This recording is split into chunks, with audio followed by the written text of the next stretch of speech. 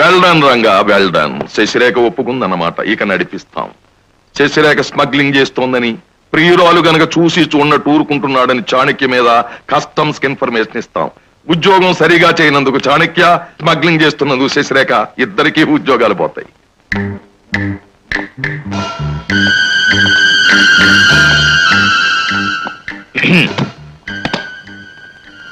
ఈ బ్యాగ్ ని మీరు సింగపూర్ లో అందించాలి మేడం.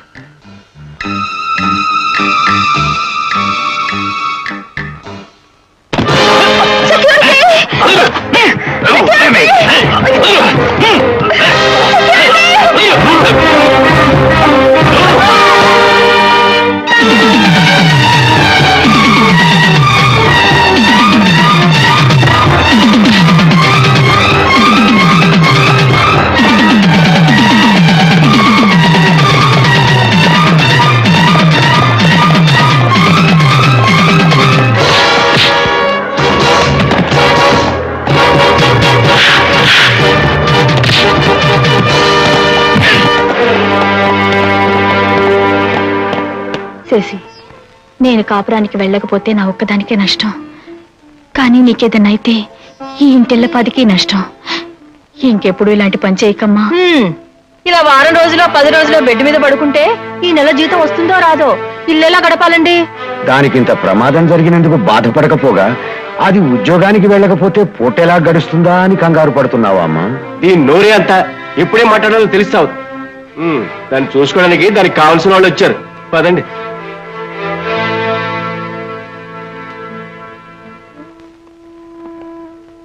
శశి, మీ అక్కయ్య కాపురం ఇలా ఉందని ఒక్కనాడైనా నాతో చెప్పలేదే?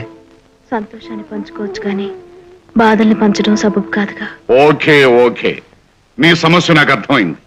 మై డియర్ సన్, ఈ వీక్స్ బెస్ట్ క్వశ్చన్ వేస్తాను, సమాధానం చెప్పు. వదులు డాడీ, బదులు రెడీ. ఒక ఆడపిల్ల జీవితం చిక్కులో ఉన్నప్పుడు కాపాడవలసిన బాధ్యత ఎవరిది? కన్న తండ్రిది. Your answer is correct my son. కానీ ఆ తండ్రిని సహాయుడైతే కాపాడవలసిన బాధ్యత ఇంకెవరి మీద ఉంటుంది? ఆ అమ్మాయిని ప్రేమించిన వాడు. Correct correct. కనుక శశిరేఖ జీవితాన్ని ఒడ్డున పడవేయవలసిన వాడు నువ్వు. ఇంటర్వ్యూ మధ్యలో అడ్డు రాకూడదు. ఎలా కాపాడుతావు చెప్పు. తన అక్క కాపురం కాపాడడం కోసంగా శశిరేఖ స్మగ్లర్స్ పట్టించింది. దానికి ప్రభుత్వం 20,000 రూపాయలు ఇస్తుంది. మరి ఆ ఇచ్చిన డబ్బుతోటి కాపురం నిలబడదు కదా, కనుక ఆ మిగతా డబ్బు మనం ఇచ్చేద్దాం. శభాష్ చాణక్య, ఇప్పుడు నా కొడుకు అనిపించుకున్నావు. మీరిస్తే సరిపోయిందా? నేను పుచ్చుకోవడానికి సిద్ధంగా ఉండొద్దు? ఓ మై డియర్ సన్, ఈ పిల్ల చాలా తిక్కదానిలాగా కనిపిస్తుంది.